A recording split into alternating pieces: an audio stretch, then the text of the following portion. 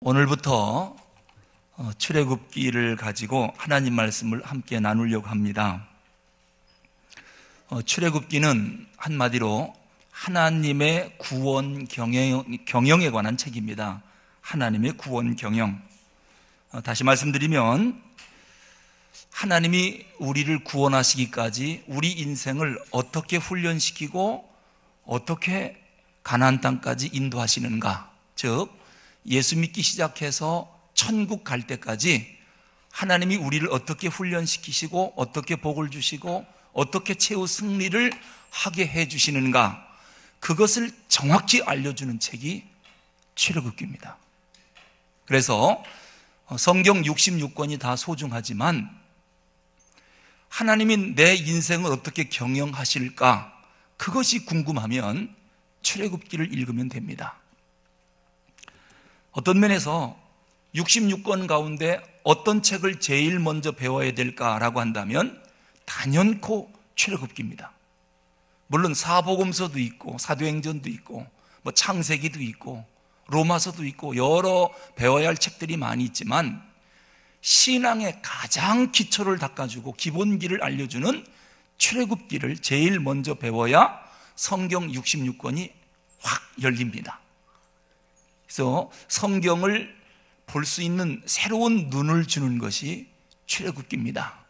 그래서 오늘부터 이 출애굽기를 가지고 하나님 말씀을 배우도록 하겠는데요, 이 출애굽기의 큰 주제를 어떻게 잡았느냐 하면 오늘 설교 제목이에요.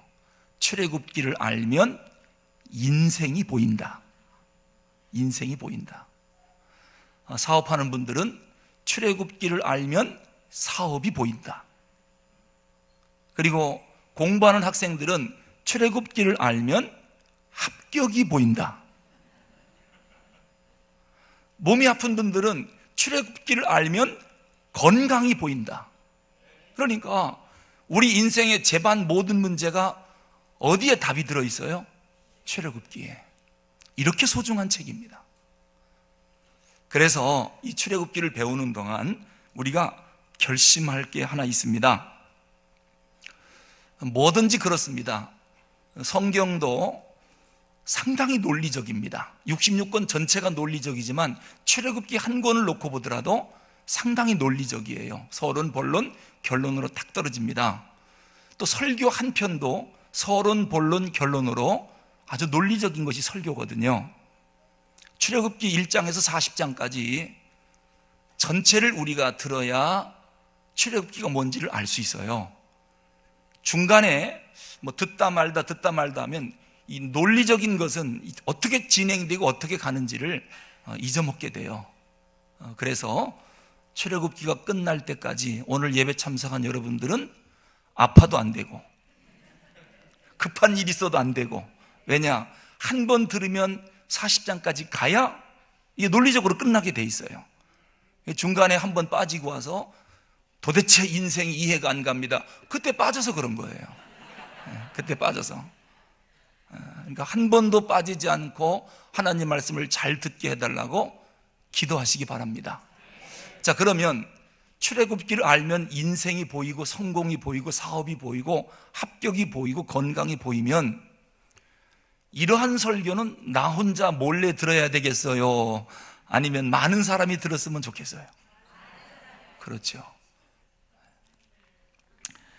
이 출애굽기가 우리한테 소중한 것은 바로 인생의 의미가 뭔지, 더 나아가서 나를 향한 하나님의 뜻이 무엇인지를 정확히 알려줘요. 이것을 정확히 알고 사는 사람하고 도대체 인생이 뭔지 그냥 밥 먹고 자고 먹고 자고 이렇게 사는 인생하고는 삶의 질이 다릅니다. 똑같이 예수를 믿어도 예수를 믿는 분명한 목적, 나를 향한 하나님의 뜻과 목적을 알고 예수를 믿는 사람하고 아무 생각 없이 교회를 들락날락하는 사람하고는 예수 믿는 질이 다릅니다. 이렇게 해서 출애굽기가 우리에게 소중한 책이다라고 하는 것입니다. 우리가 하나님 말씀을 배울 때 누군가가 목사님, 제 인생이 이러이러한데 이걸 성경적으로 어떻게 해석을 해야 됩니까? 라고 질문할 거예요. 예를 들어서 도대체 목사님 저는 구원의 확신이 없어요. 어떻게 해야 구원의 확신을 가질 수 있을까요? 그러면은 출애굽기로 답을 해주는 거예요. 아직 애굽 땅에서 출애굽을 못해서 그렇습니다. 그럼 출애굽하려면 10가지 재앙을 거쳐야 되거든요. 그러면서 하나하나 설명을 해주는 거예요. 구원의 확신이 오기까지, 6월절 사건이 오기까지. 또 어떤 분들은 목사님 저는 세례는 받았는데요. 그럼 홍해는 건넜군요. 벌써 답이 딱 나와요. 그렇죠? 홍해는 건넜군요. 그런데 목사님 도대체 인생이 왜 이렇게 쓴지 몰라요. 달콤한 게 인생인 줄 알았더니 살 맛이 안 나요. 수르 광야 와서 그렇습니다. 아직도 가나안 땅, 요단강 건너 가나안 땅 들어가려면 멀었습니다. 지금 보니까 수르 광야에 오고 나서 뭘 가나안 복지를 벌써부터 말합니까? 그럼 수르 광야의 인생의 이 쓴맛을 어떻게 해야 단맛으로 바뀔까요? 이제 출애굽기 설명해 주는 거예요. 어떤 분은 그래요. 목사님, 주머니에 돈이 말랐습니다. 돈이 한 푼도 없습니다. 세상에 경제적으로 이렇게 힘들 수가 없습니다. 어떻게 좀 부자 되는 방법 없을까요? 지금 신광야 와서 그렇습니다. 신광야 와서 하늘에서 만나가 내리면 되지 않습니까? 어떻게 하면 만나가 내리게 해줘? 그러니까 출애굽기를 배워야 돼요. 출애굽기를. 어떤 분은 그래요. 내 주변엔 왼통 왼수뿐입니다. 남편도 왼수, 자식도 왼수, 교회 가도 왼수뿐입니다. 세상 살 맛이 안 납니다. 그럼 제가 그러죠. 지금 아말렉과 전쟁 중이군요. 이 출애굽기에 인생 사는 모든 것들이 다 들어있어요. 그러나 이 모든 것들이 필요 없는 거냐? 아닙니다. 요단강을 건너 가나안 땅에 들어가려면 이 광야의 모든 과정을 거쳐야 되는데 하나 둘 광야를 거치면서 나도 모르게 믿음이 쑥쑥 자라는 것을 보게 돼요. 결국 바란 광야에서 신명기 말씀을 듣고 요단강을 건너갑니다. 젖과 꿀이 흐르는 땅이 우리에게 주어지는 거예요. 그 땅은 아브라함과 이삭과 야곱에게 벌써 약속했던, 조상들에게 약속했던 그 축복의 땅이 우리 눈앞에 있거든요. 그러니까 우리의 신앙의 결론은 축복이에요. 여러분, 예수 왜 믿습니까? 가나안 땅 가려고요. 우리 복 받으려고 예수 믿는 거예요. 그렇지 않습니까? 누가 저주 받으려고 예수 믿는 사람이 어디 있습니까? 그러면은 복 받는 땅까지 가야 될 거 아닙니까? 근데 거기까지 가는데 이게 지름길이 없어요. 반드시, 물론 오래 걸리느냐 좀 빨리 끝나느냐 이 시간의 순서는 있지만 모든 과정은 반드시 겪어야 된다라고 하는 거예요. 그래서 좀 빨리 끝나려면 하나님 말씀에 순종 잘하면 되고, 좀 오래 가고 싶으면 순종 안 하면 돼요. 여러분, 이 출애굽해서 가나안 땅까지 지름길로 가면 열흘이면 들어가요. 열흘이면 들어갈 수 있는 그런 거리인데 이스라엘이 몇 년 걸렸습니까? 40년. 왜 40년 걸렸느냐? 따라합니다. 순종하면 열흘, 불순종하면 40년. 옆 사람에게 물어보십시오. 열흘이요, 40년이요? 요건 우리가 선택하는 겁니다. 순종하면 열흘이면 끝나요. 가나안 땅이 눈앞에 있어요. 불순종하면 천에 없어도 40년이에요. 돌고 돌아야 돼요. 계속 뺑뺑이 돌아야 돼요.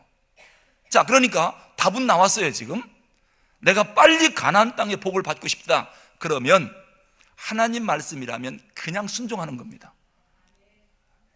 그러면 빨라져요. 모든 것들이 빨라져요. 그런데 불순종하면 40년입니다. 그런데 이스라엘 백성들은 자, 이러한 명쾌한 하나님의 말씀이 있음에도 불구하고 불순종을 했어요. 장정만 60만 명이 나왔는데 2명 빼고 59만 9,998명이 가나안 땅에 못 들어갔어요. 아니, 순종하면 눈앞에 주어지는 축복을 왜 59만 9,998명은 못 받고 2명만 받았을까요? 인간이 생각보다 미련해요. 순종하면 살 텐데 왜 불순종할까요? 죽어가는 걸 뻔히 알면서. 자, 출애굽기가 내 인생의 교과서예요. 자, 출애굽기를 보면서 우리는 생각하는 겁니다. 순종하면 열흘, 불순종하면 40년. 40년. 59만 9,998명은 미련하게 불순종해서 광야에서 다 죽었다. 2명만 순종해서 가나안 땅에 들어갔다. 나와 내 가정은 어떻게 할까? 이제 택하는 겁니다. 순종해서 열흘 길을 택할지, 불순종해서 40년 살다가 광야에서 그냥 죽을지. 여호수아가 뭐라고 말합니까? 나와 내 가정은 오직 여호와 하나님만 택하겠노라. 오늘 너희들이 갈 길 너희들이 택하라. 오늘 저도 여러분에게 동일하게 말씀하고 싶어요. 두 길이 있습니다. 어떻게 하실 것입니까? 성경은 하나님 말씀에 순종해서 복받은 사람들의 이야기와 불순종해서 저주받은 사람들의 이야기를 묶어놓은 책이 성경입니다. 그리고 우리에게 뭐라고 도전하느냐? 순종해서 복받을 거냐, 불순종해서 저주받을 거냐, 네가 택하라는 거예요.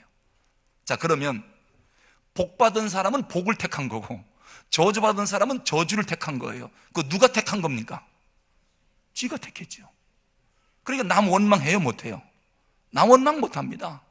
심은 대로 거두는 겁니다. 뿌린 대로 거두는 겁니다. 어떻게 악을 심어놓고 선을 거두기를 바래요? 그걸 보고 미신이라고 그래요. 선을 심으면 반드시 선을 거두게 되어 있습니다. 이게 만고불변의 진리입니다. 말씀에 순종하면 반드시 복 받습니다. 여러분, 하나님 말씀에 순종해서 복을 못 받은 사람 있으면 데리고 와보세요. 한 명도 없을 겁니다. 불순종해서 복 받은 사람 데리고 와보세요. 그것도 없습니다. 성경은 너무도 명쾌합니다.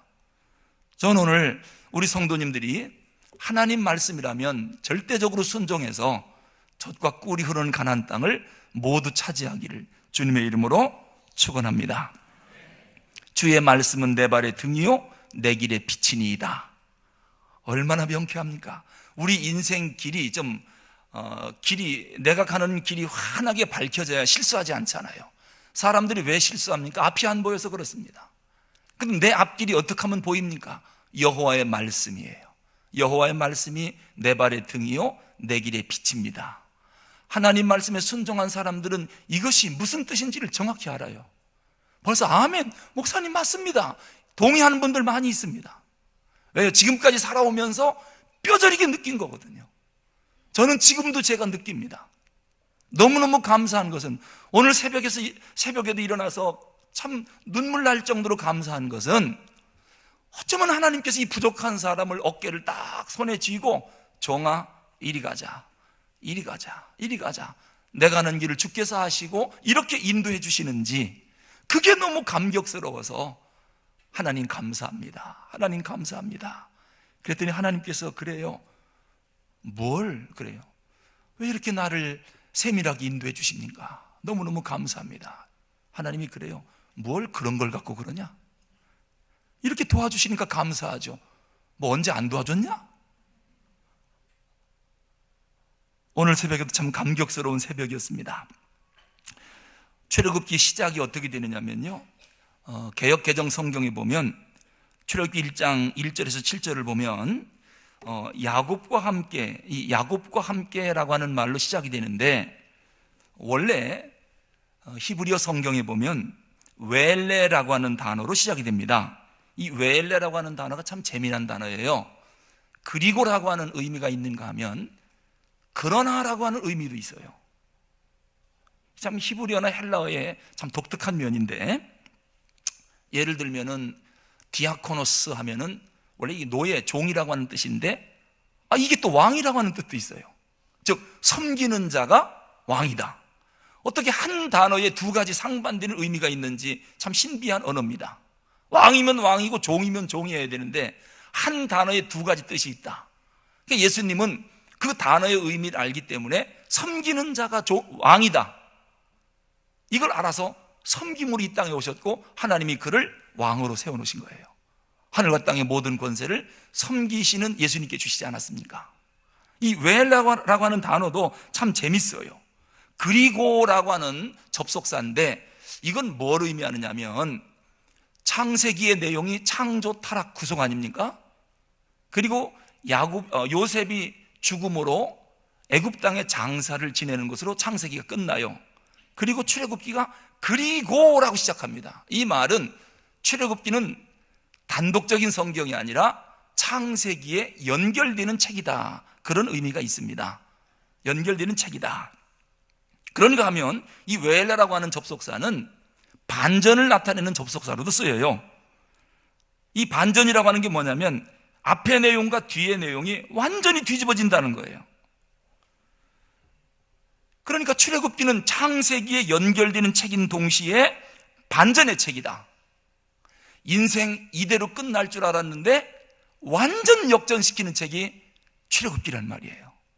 그러니까 우리는 하나님이 살아계시는 한 인생 포기는 없습니다. 왜냐? 반전시키는 하나님이시니까요.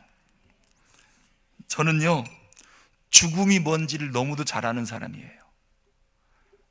성도 여러분, 죽음의 문턱까지 갔다 오신 분들 계십니까? 저는 죽을 때 사람이 어떻게 되는지를 알아요. 제가 경험을 했거든요. 우선 기억력이 가물가물해요. 앞으로 두고 보세요. 죽을 거죠, 전부. 안 죽을 건가요? 죽을 거잖아요. 이제 죽을 때 현상을 제가 말씀하는 거예요. 이런 현상이 오거든, 내가 죽는구나 생각하면 틀림없어요. 일단 기억력이 가물가물해서 우리 엄마가 와가지고 그래요. 영근아, 영근아, 엄마다, 엄마다. 엄마가 무슨 뜻인지 기억이 잘 안 나요. 이러면 이제 죽는 겁니다. 엄마가 뭐지? 엄마가 뭐지? 기억이 안 나요. 그리고 누군가 와서 부르는데 보니까 보이긴 보이는데 또렷이 보이질 않아요. 거무잡잡하게 보이고 형상이 잘 안 보여요. 형태는 보이는데, 얼굴 형태는 보이는데 또렷이 안 보여요. 시신경이 죽어가는가 봐요. 이렇게 되면 이제 나는 천당이다 생각하면 돼요. 앞으로 그런 일이 꼭 있을 겁니다. 그런 일이 오거든, 천국이 눈앞에 가깝다 생각하면 돼요. 그런데 그렇게 되면 인생 끝이잖아요. 그러니까 장례 준비를 하고 관을 갖다 놓고, 그러나 사랑하는 아들아, 내가 너를 일으켜주리라, 반드시 일으켜주리라, 이 세 번의 주님의 말씀이 저를 완전 반전시켰어요. 거기서 다시 살아났어요. 그리고 오늘 여러분 앞에 서 있어요. 이 반전시키는 하나님, 그러니까 하나님이 살아계시는 한 우리는 포기는 없습니다. 까짓거 죽으면 살리면 될 거 아닙니까? 나사로야 나오라 하면 끝나는 겁니다. 어떤 분은 그래요. 몸이 아파요. 죽을 병에 걸렸어요. 아직 안 죽었잖아요. 나사로는 죽은 지 4일이 지나 썩은 냄새가 나도 나사로야 나오라 하니까 나왔고, 야일의 딸도 그냥 벌떡 일으켰고, 하여튼 주님만 가면 일어나지 않았습니까? 이걸 보고 반전이라고 그래요. 여러분, 출애굽기는 반전의 책이에요. 좌절과 절망에 있는 사람들이 출애굽기를 배우면 인생을 역전시키는 법을 배우게 돼요. 얼마나 소중한 책입니까? 여러분, 신앙인의 삶의 묘미가 바로 그거예요. 반전에 있어요. 여러분, 십자가가 뭡니까? 반전을 극적으로 보여주는 게 십자가입니다. 십자가는 말 그대로 죽음입니다. 끝입니다. 가장 비참한 겁니다. 그런데 십자가에서 사망 권세를 깨뜨리시고 부활하시는 주님을 우리가 보게 돼요. 그 십자가가 모든 게 끝이 아니라고 하는 거예요. 그 십자가상에서 반전이 일어났어요. 부활과 함께 영원한 생명이 우리에게 주어지는 것이 십자가예요. 그러니까 이 출애굽기가 우리에게 극적인 반전을 일으켜주는 책이다라고 하는 거예요. 그래서 저는 주일 오후 2부 예배 때, 설교를 들으러 오실 때, 예배를 드리러 오실 때 기대감을 갖고 오시라는 거예요. 왜? 어떤 설교가 내 인생을 반전시킬지 몰라요. 인생 반전시키는 데는 딱 설교 한 편이면 됩니다. 그것이 내 인생을 역전시키고 반전시킬 거예요. 왜냐하면 성령님이 말씀과 함께 강하게 역사하시기 때문입니다. 극적인 반전을 기다리면서 과연 내 인생이 앞으로 어떻게 펼쳐질까? 어떻게 펼쳐질까? 기대하면서 출애굽기를 들었으면 좋겠습니다. 기대가 크면 은혜도 커요. 할렐루야. 우선 우리가 살펴볼 것은 오늘 본문에서 세 가지 내용입니다. 첫째는 출애굽기를 알면 하나님이 보입니다. 하나님이 보여요. 여러분, 태중에 있는 아기는 엄마 얼굴을 못 봅니다. 엄마 아빠가 안 보이지요. 근데 세상에 나오면 서서히 어린아기 얼굴에 자꾸 거듭해서 눈에 띄는 사람이 있어요. 누구냐면 엄마거든요. 그리고 또 옆에서 계속 눈에 띄는 분이 누구냐? 아버지입니다. 아빠입니다. 그리고 나중에 엄마 아빠라고 하는 말을 배우게 되고, 최소한도 이렇게 되려면 돌 지나야 됩니다. 참 엄마 아빠를 알아보는데도 상당히 시간이 많이 걸려요. 자, 우리 인생들이 하나님을 알아봐야 되거든요. 어떤 인생은요 80, 90을 살아도 하나님을 아직도 못 알아봐요. 참 하나님 알아보기가 힘든 거예요. 하나님이 그렇게 엄마 여기 있다, 아빠 여기 있다, 내가 너희 아빠다 아무리 얘기하면 뭐합니까? 못 알아들어요. 아기가 돌 지나서 아직도 엄마 아빠를 못 알아본다면 그래도 괜찮아요. 아직 아기니까. 그런데 이 아이가 30이 넘었는데도 엄마 아빠를 못 알아본다. 기쁨이에요, 골칫덩어리예요? 우리가 예수를 지금 몇 년째 믿습니까? 근데 아직도 하나님을 못 알아봐요. 골칫덩어리들입니다. 하나님의 기쁨과 자랑이 되어야 할 성숙한 그리스도인이 벌써 되었어야 되는데 아직도 하나님을 못 알아보고 있어요. 내가 너희 아버지다 얘기하면 뭐합니까? 못 알아보는데요. 그래서 온갖 세상 근심 걱정은 혼자 다 짊어지고 다녀요. 하나님이 아버지라고 그렇게 말해도. 여러분, 어린 아이에게 하나님을 알게 하기까지 많은 시간이 걸리잖아요. 우리가 하나님을 좀 정확히 알았으면 좋겠습니다. 시편 14편 1절 이하에 보니까요, 어리석은 자는 그 마음에 이르기를 하나님이 없다 하는도다. 그들은 부패하고 그 행실이 가증하니 선을 행하는 자가 없도다. 여호와께서 하늘에서 인생을 굽어 살피사 지각이 있어 하나님을 찾는 자가 있는가 보려 하신즉 다 치우쳐 함께 더러운 자가 되고 선을 행하는 자가 없으니 하나도 없도다. 죄악을 행하는 자는 다 무지하나 그들이 떡 먹듯이 내 백성을 먹으면서 여호와를 부르지 아니하는도다. 이게 인생의 실존이에요. 인간의 실존이에요. 죄인들의 실존이에요. 사실 우리는 하나님의 손길 없이, 하나님의 은혜 없이는 한순간도 살 수 없는 사람들입니다. 그런 인생들이 어떻게 하나님의 살아계심을 알지 못해서 하나님을 대적하고 하나님을 모욕하고 하나님에 대해서 함부로 말하는지, 이거 진짜 큰일 날 일입니다. 성도 여러분, 전 알아요. 하나님을 향해서 농담도 하지 마세요. 심한 농담도 하시면 안 됩니다. 하늘이 어디 있어? 이런 말 하는 거 아니에요. 자기 눈에 하나님이 안 보인다고 하나님을 그렇게 함부로 말해도 됩니까? 이거 큰일 날 일입니다. 근데 하나님을 모르는 백성들은 하나님을 대적하고 모욕하고 하나님을 우습게 여기고, 주님 이 땅에 심판주로 오실 때 어떻게 될지 너무도 뻔해요. 하나님의 은혜 없이 한순간도 살지 못하면서 하나님을 이렇게 대적하고 모욕하는 사람들을 볼 때 정말 가슴이 아픕니다. 여러분, 하나님이 살아계시다면 어찌 하나님의 사람들 마음 아프게 합니까? 생각해 보세요. 있을 수 있는 일인가? 하나님의 교회가 힘들다, 힘들게 한다. 하나님 살아계신데 어찌 이런 일이 가능합니까? 생각을 해보세요. 그 크신 하나님, 그 두려우신 하나님 앞에 감히 하나님의 교회가 힘들고 어렵게 한다. 이게 있을 수 있는 일입니까? 이게 상상이나 되는 일입니까? 하나님이 지금 하늘에서 다 보고 계십니다. 다 보고 계십니다. 그런데 그 유일하신 하나님을 발견하지 못해서 수많은 사람들이 하나님을 모욕하고, 심지어는 수많은 잡신들을 하나님으로 잘못 알고 미신으로 섬기는 사람들이 우리나라 땅만 해도 4천만 명이 넘습니다. 5천만 국민 가운데 4천만 명이 하나님을 모독하고 있어요. 우상 숭배하고 미신을 섬기고 있어요. 돌아오는 목요일이 명절 아닙니까? 하나님 앞에 저는 회개 기도하는 것이 나라가 정한 공식적인 우상 숭배하는 날, 산마다 제물을 차려놓고 집집마다 차례 지낸다고 제물을 차려놓고 공식적으로 제사하여 하나님 마음을 아프게 하는 날, 하나님 이 백성 이 민족의 죄를 제발 용서해 주십시오. 몰라서 그렇습니다. 알면 저들이 저렇게 우상 숭배하고 미신 숭배하겠습니까? 하나님 은혜 없이 한순간도 살지 못하는 인생들이 하나님을 못 알아보고 저렇게 우상을 숭배하니 하나님이 너그럽게 봐주시는 길 이외에는 방법이 없습니다. 하나님께 살려달라고 회개 기도합니다. 여러분, 창세기에 보면 야곱이 밧단 아람에서 이제 아비 집으로 다시 돌아올 때 그 아내 라헬과 함께 자녀들을 데리고 돌아옵니다. 그런데 아버지 라반이 섬기던 드라빔이라고 하는 우상이 있어요.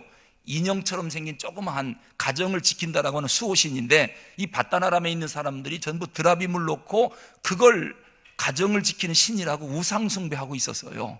라반도 그거를 섬기고 있었는데, 야곱의 둘째 아내인 라헬이 남편을 따라 고향으로 돌아올 때 드라빔을 훔쳐갖고 옵니다. 몰래 훔쳐갖고 와요. 그러니까 아마 자기를 지켜주는 신이 이 드라빔이라고 라헬도 생각했던 거예요. 왜? 아버지가 평생 그거 섬겼으니까 딸이 보고 배운 게 그거 아니겠습니까? 그걸 우상을 몰래 숨겨갖고 와요. 그런데 라반이 나중에 집에서 드라빔이 없어진 걸 알고 야곱 일행을 추적해서 야곱에게 말합니다. 너 왜 드라빔을 훔쳐갔냐? 나중에 찾아보니까 라헬의 말 한 장 밑에서 드라빔이 나왔어요. 여러분, 지금 이러한 모습이 이스라엘 백성들에게도 나타나고 있습니다. 그들이 430년 동안 애굽에 살면서 자기들도 모르게 애굽의 우상 문화에 깊이 젖어 있었습니다. 430년 동안 하나님 앞에 예배를 못 드렸어요. 한 세대, 두 세대, 세 세대, 네 세대, 세대가 지나갈수록 후대 사람들은 애굽 문화에 젖어들었고 애굽에서 섬기는 수많은 신들이 참 신인 줄로 알게 된 거예요. 물론 초창기 멤버들 70명이 왔을 때는 1대, 2대, 3대까지 갈 때는 그래도 우리는 하나님을 섬기는 유대 민족이다. 창조주 하나님을 섬겨라. 아마 이런 이야기를 할머니, 할아버지가 해줘서, 그런데 이게 시간이 지나가고 3대, 4대, 5대로 가면서 믿음을 점점 잃어버리고 나중에는 하나님을 믿는 신앙이 이스라엘 백성들에겐 싹 사라지는 거예요. 그리고 430년이 되니까 전부 애굽의 우상만 숭배하고 있는 겁니다.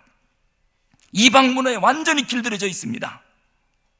이제는 이스라엘의 하나님이 누군지 모를 정도로 그렇게 애굽 문화에 젖어 있는 것이죠.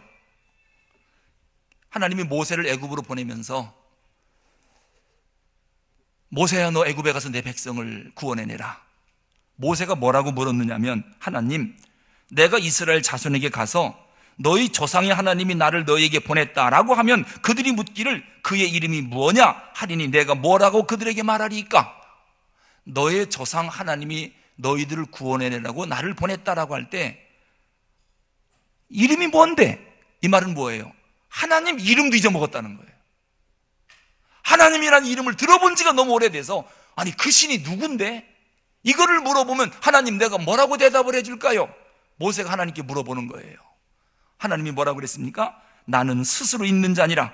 이르시되 너는 이스라엘 자손에게 이같이 이르기를 스스로 있는 자가 나를 너희에게 보내셨다 하라.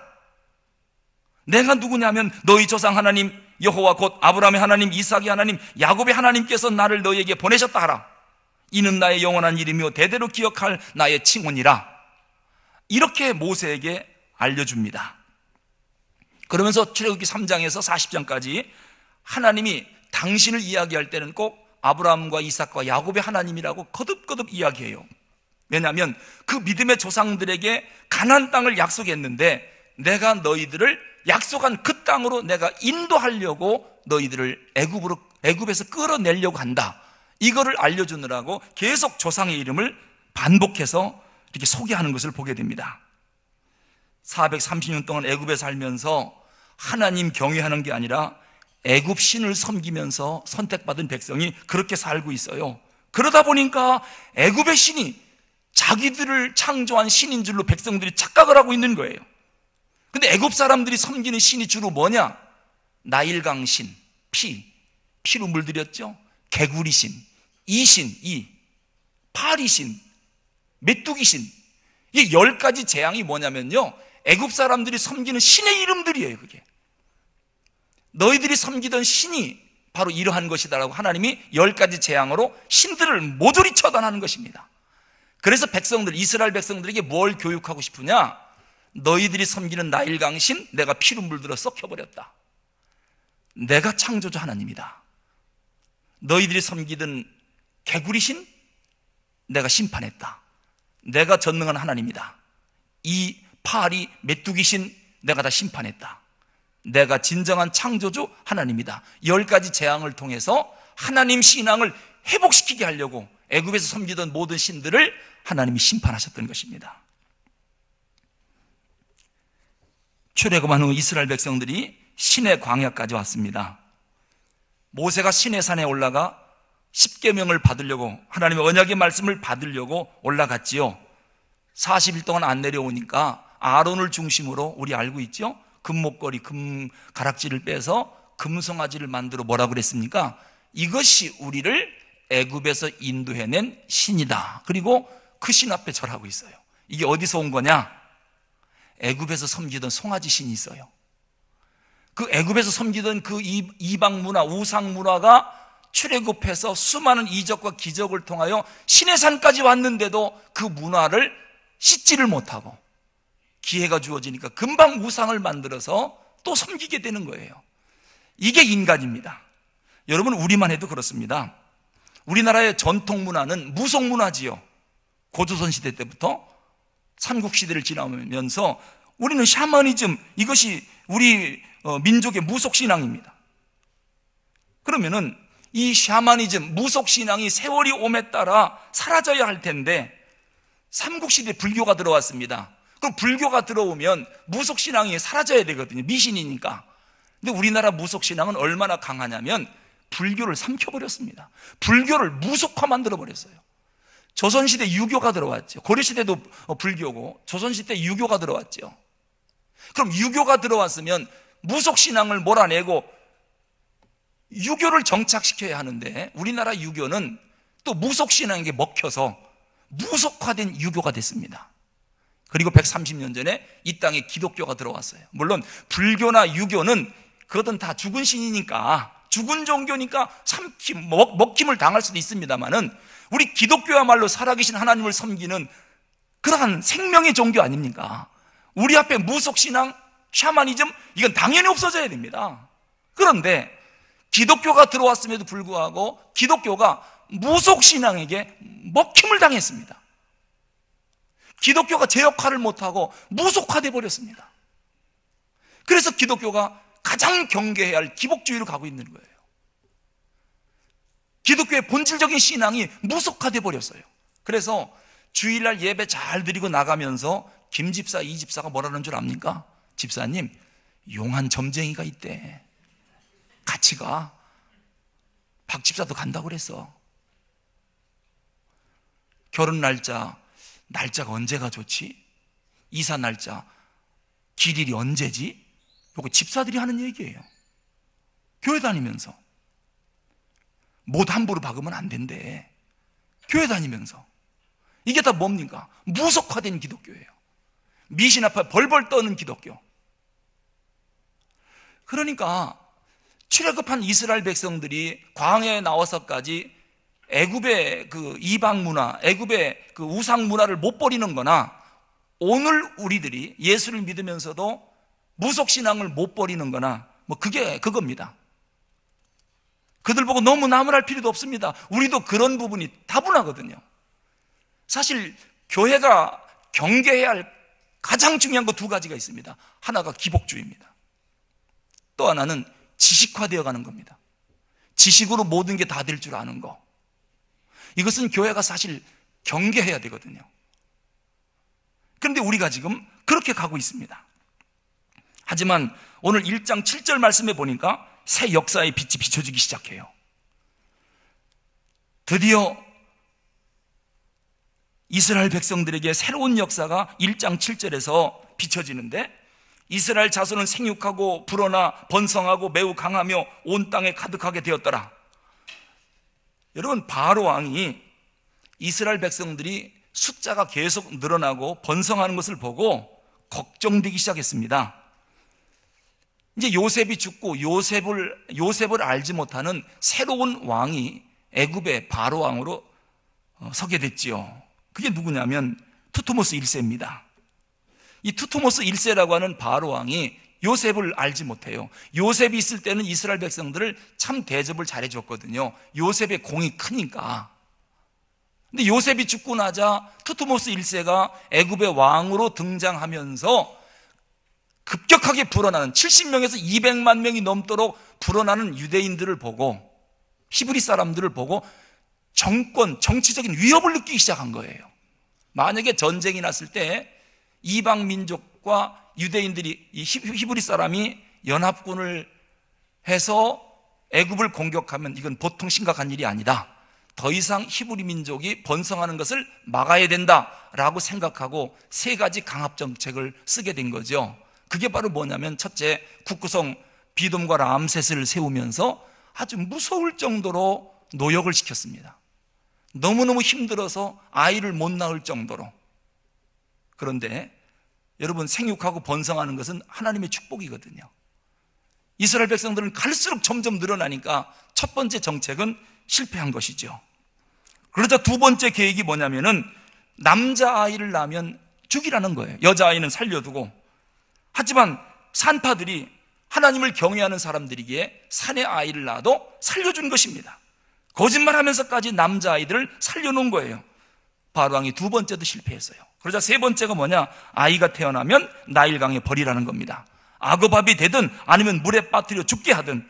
이래서 이스라엘 민족 말살 정책을 투트모스 1세가 쓴 것이지요.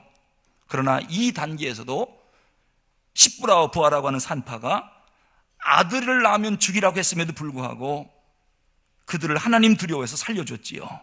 하나님을 경외했기 때문입니다. 그러면서 이스라엘 백성들에게 드디어 서광이 비치기 시작해요.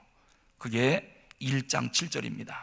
이런 일련의 과정을 통해서 하나님이 새로운 빛을 이 민족에게 어떻게 비춰주는가, 그것은 다음 주에 계속 말씀드리겠습니다. 기도하겠습니다. 하나님 아버지, 우리를 구원해 주신 거 감사합니다. 세례받게 해준 거 감사하고, 광야의 모든 과정들을 다 겪어 오늘 이렇게 성숙한 그리스도인이 되게 해준 것도 감사를 드립니다. 하나님 아버지, 살아계셔서 감사합니다. 우리의 기도를 들으시니 감사합니다. 하나님 말씀하십시오. 말씀대로 저희들 순종하겠습니다. 하나님의 기쁨이 되는 저희들이 꼭 되겠습니다. 출애굽기를 배우면서 우리 인생 어떻게 살아야 할지, 우리를 향한 하나님의 구체적인 뜻이 무엇인지를 정확히 알고 그 말씀대로 순종하게 싸우니 가나안 땅의 놀라운 축복을 나와 내 후손들에게 내려 주옵소서. 우리 주 예수 그리스도 이름으로 기도하옵나이다.